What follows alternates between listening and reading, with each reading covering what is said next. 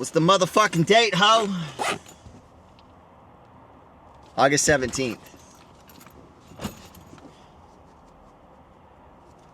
I don't know why I wanted to do this in the first place. I think somebody somewhere told me online on YouTube or some shit that the only way to get ahead anymore, shit, I need gas, is to,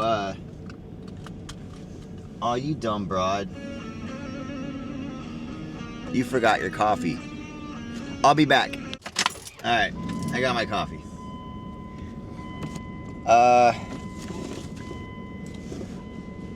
Yeah. I originally started these videos, I think, because somebody I saw online was talking about being a creator.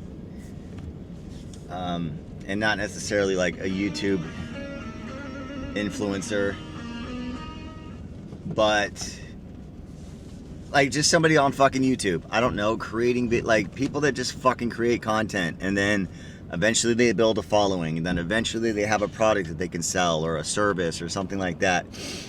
And it was never something I wanted to do. It still doesn't seem like something I want to do, just because I'm at a stage in my life where being accountable to anybody else but myself is probably not going to happen. And that's fine. I don't need to be there right now. Nobody even watches these fucking videos. This is more of a diary for me. Fuck, it's hot. But I am going to be changing careers soon. And when I say changing careers, I just mean quitting my fucking job, quitting my career here in California in a few months. It's the middle of August right now.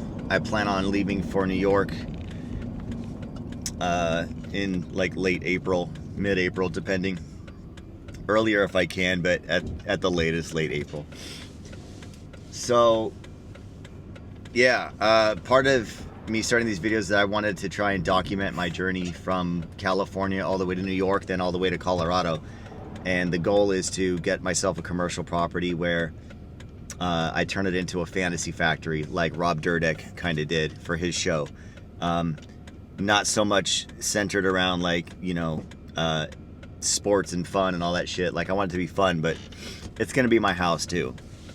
And hopefully in the next year or two, however long this takes, there isn't some massive influx of people doing this, because I'm already starting to see a little bit of commercial property buyouts and buy-ups on YouTube, and it's still pretty rare, but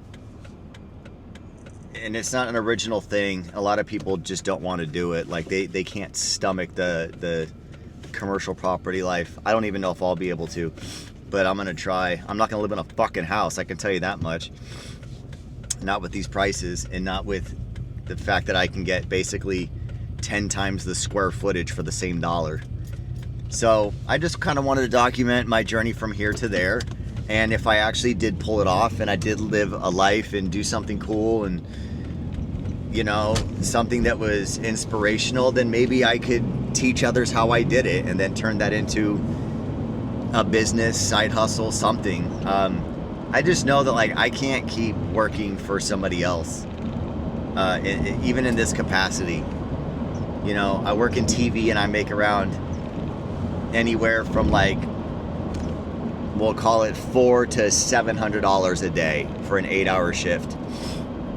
That's a lot of money, especially for somebody like me who is uneducated, barely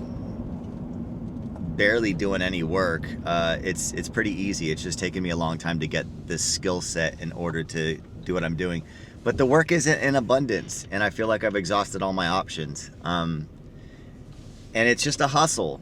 People are canceling gigs on me all the time. I have no idea where my next check's gonna come from. All of my gigs are based on somebody else's career. So like football, soccer, basketball, concerts, like as long as those are happening, I mean, I guess I'm good, but like if they're not, like when COVID happened, I'm fucking done. I'm wiped out.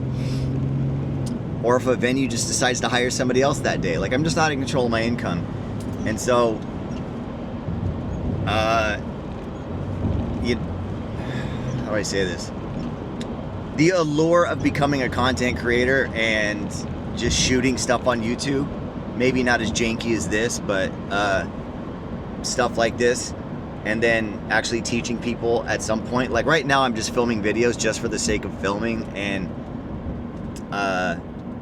I'm just doing it just to get comfortable on camera, and it's more of like a diary. And obviously I'm inconsistent. If you look at the timestamps and the subjects I'm talking about, which, you know, they're just all over the place, that's okay. I don't even mind doing this for like another 6 months to 8 months. I just want to get consistent. I want to get better. I want to get that's it, just consistent and better. That's it. That's all I want to do. And then eventually I want to get higher quality stuff, you know, maybe some lighting in a studio, things like that, or maybe not, I don't know. But I want to continue doing my clothing line, and I want to continue doing this, and I still want to accomplish all of my goals. I want to get fit. I want to get somewhat, maybe not rich, but financially well off enough to where I don't have to worry about things when I get older. You know, my stepmom, who I love very much, is in a memory care facility because she has severe Alzheimer's.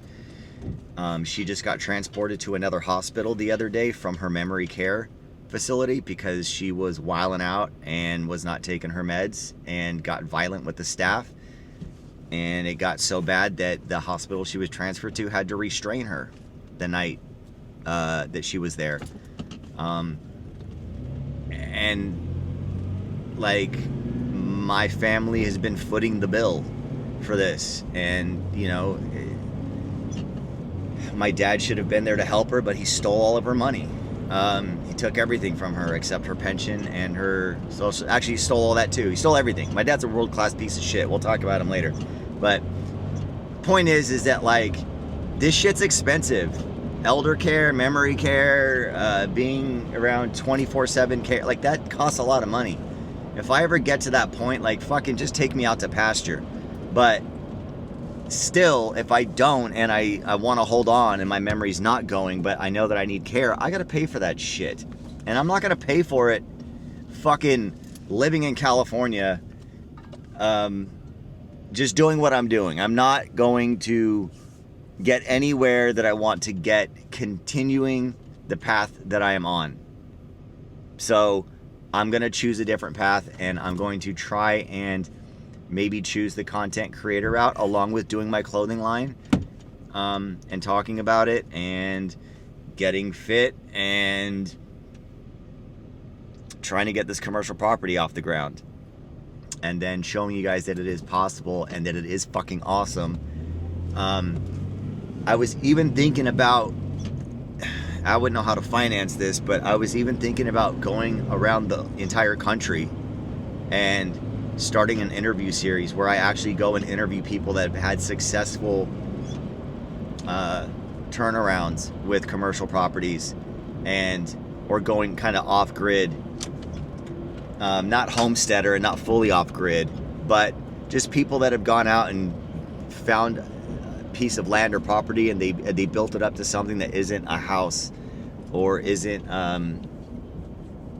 the norm by societal standards, and show you guys like what the vision is and what could be possible and whatnot.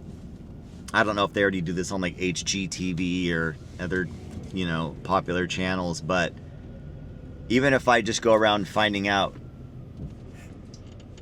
or interviewing people that did it successfully, I want to fucking ask the questions that everybody else wants to ask that they're not answering on HGTV.